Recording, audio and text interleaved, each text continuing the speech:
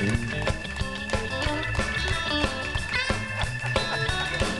back, ladies and gentlemen, and you're watching Nighttime. Thank you, Richard. Ladies and gentlemen, one time for Richard Nato and the Nighttime Philharmonic. There you go, guys. I'm here talking to Nick and the El Caminos, and you know what? Why don't you introduce the boys for us, man? They rocked. So this is Mike Camino. He plays a stand-up. We got Jesse Atomic, who was singing tonight. And we got Handsome Jack up there on the stand-up drums.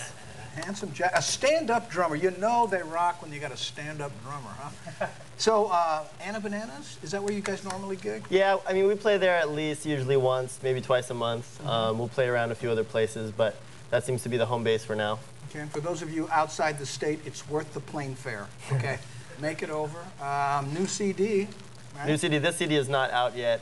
It's not? No. No wonder it's empty. When will it be out? It'll be out March 15th. Okay. And is this in conjunction with this tour I've heard you guys? Yeah. We're going to be setting out for a full U.S. tour pretty much, and we're going to try to make it all the way to the East Coast. We've done the West Coast a couple times, but we're going to try to make it a little further and promoting the CD. So. Now, you know, rockabilly has just really been around, you know, since I'm guessing, what, the 50s? Yeah. Is that pretty much when it happened? Why the resurgence, and how much has it changed? I guess a lot in the West Coast right now, there's kind of there's a rockabilly scene going on, but I mean, all over the world, there's stuff going on. It's just not as much in the mainstream as it used to be. I guess it's just something that we've always kind of been into, and you know, when the band first started out, we didn't think it was going to be a rockabilly band, but the first couple songs we wrote were like, well, these aren't really punk rock songs. This is kind of more like this style, and so we just kind of went with it, and that's what happened. But rockabilly, I mean, literally rocks. I mean, it is the core of what you see in all the rock bands. Yeah. Boiled down, you know? Yeah, it's what started it all, pretty much. But you guys had, I mean, how much of your punk influence has made it into it? I mean, I'm guessing this isn't normally what you do, right? Right, definitely. I mean, you know, that album right there is pretty much 90% harder, faster stuff, but we still always have the upright bass, the hollow body guitar, you know. I mean, it's got that influence in it, the rockabilly influence, but yeah, we definitely have a lot more harder, faster stuff too. Well, I tell you what, there's guys from the 50s who are into rockabilly saying, thanks for bearing the flag for us, guys. Great. I hope so. Can you hang out? Yeah. Because I got somebody might put you on Lost if you're not careful. Coming to the show right now is a good friend of mine, and she is none other than the casting director of the hit television series Lost. Please help me welcome Margaret Dorvasola. Hi, Margaret. Hi, guys. Hi, Andy. How are you? Wow. Good to see you. There you go. Please join us. Thank you. Now, I had you on specifically with the El Caminos because they're looking for a new lead singer. And We've already had one of these guys on the show. You have? And Jesse tried out too, but we didn't see his face here, so we're going to try it again, right? Oh, so you've already been on live? No, just Neil. Oh, okay.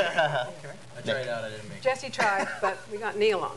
Oh. But we didn't see his face fully, so we can get him on again. Well, maybe if he took some of the staples out of his lip. Maybe. I don't think you had them when you worked, though, did you? No, not back then. No, but I guess, you know what, though? They sound great, though. The Lost thing, how was the writer's strike affecting you? Well, I've been unemployed since November. And most but of you're us back were laid now, off. right? Well, we've heard that the producer's on the way back. Yeah. But we haven't been given a date yet, so pretty soon, hopefully. And let's say everything goes as planned, you have how many seasons more? Well, at the beginning of this season, the 4th season, they told us it would take 3 more seasons of 16 episodes apiece to tell the story. Well, there you go. It looks like... Well, so we've got this season, when we finish it, if we do all of the episodes, it'll be good. We may not fit them all in, because we probably only have 3 months left to do it. And then we'll come back for 2 more seasons. When people come in for casting, what are some of the biggest mistakes they make? The biggest mistake is overacting. And you know, Andy, you've done a lot of acting. I've done a lot of overacting. You've done a lot of overacting in your day. I do it on this show nightly. Every night. No, but Great to have you here, Margaret. Now, the opposite way of saying that would be, great to have you here, Margaret. Yeah. And that's the difference. So they actually act. You know, it was, what famous actor said, you know, the most important thing about acting is honesty. And if you can fake that. You could, yeah. Well, you know what they say too? Yeah. There are no small parts, only small actors. So if you get a small part, guys, be grateful. So overacting would be the first one. What Yes, would be second yes. on the list? Uh, Not knowing the lines, I'm guessing. well, you have to take that as a given. You've got to learn your lines. But the trouble is, if you learn your lines thoroughly and well, get to the set tomorrow, and what have they done? They've changed them. So you have to sort of get good with your lines, but not be stuck with them. You've got to be able to change and adjust. And again, I learned this from you. I know you have your clinics and you know you Not very teach how much to more. audition. Yes, but one thing you said is understand what the character is trying to accomplish. Right. So if they change something on you and you want to borrow a car, you're always borrowing the car. That's right. So that is one of the. And how hard is that? You know, I'm guessing the more experienced actors, but do you do a lot of, hey, this is what you need? Yeah, I try not to ever do line readings. Yeah, well. But sometimes we have to find someone today for tomorrow. And if it's somebody who's got an ability or a look but not the acting background, you just have to tell them how to do it. Yeah. But you don't do that very often. Well, you know what? I mean, as much as most people hate line readings, Orson Welles loved line readings. Oh, yeah. He said, give it to me. How do you want me to... Yeah, tell me what you want. Exactly. In fact, it's a lot easier if they tell you exactly what they want. But you find that when you get to the set, the director doesn't even talk to you. He's too busy with the stars. So, If you're a star, you got it made. But if you're just a day player, working, you know, when you can, not regularly, you have to be ready to do what you have to do the way you see it. Because it's your personality that comes out that makes that part come alive. you know, that's where I was going, oddly enough. I was Yeah, thinking, yeah. there are so many people that probably you could help and you could get on the show, but they're going, I'm not an actor. I don't want to be... You don't know how many. Everybody in Hawaii that I approach, oh, I'm not really an actor. Yeah, but you're an MC, you're a host, you talk on shows, you're a musician, you're used to being in front of people. That's half the problem. And when people say, what do? I say, get acting classes. You've got to take acting classes. And how do they get in touch with you? Or are you, you know... Well, right now, I'm at home. That's right. So, you know, it's hard to get in touch with me unless you know my home But number. when the show starts up, do they just call the production They can office? call, anybody can call in and I'll talk to anybody. Yeah. If they've got a spark, I'll be happy. The number at work is 733-4015. And funny enough, I'm in the phone book.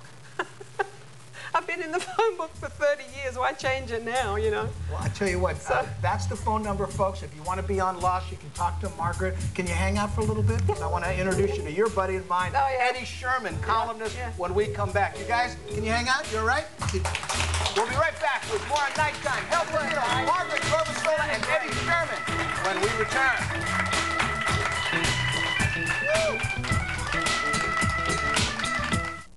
Better hearing is better living. Come to Island Audiology for a free hearing aid demonstration. Dr. Robin Whelans will personally take care of you. As a doctor of audiology, Dr. Whelans' expertise really makes the difference. Testing, counseling, and offering the best hearing device for your budget and needs. Learn more about Bluetooth hearing aids and rechargeable batteries. Enjoy each moment with friends and family. Call today for an appointment. Better hearing is better living. Who flies much-needed blood for the Blood Bank of Hawaii? We do. Who transports endangered animals so they can thrive again? We do. Who walks and runs hundreds of miles each year for charity? We do. We're Aloha, and it's more than just our name. It's our mission.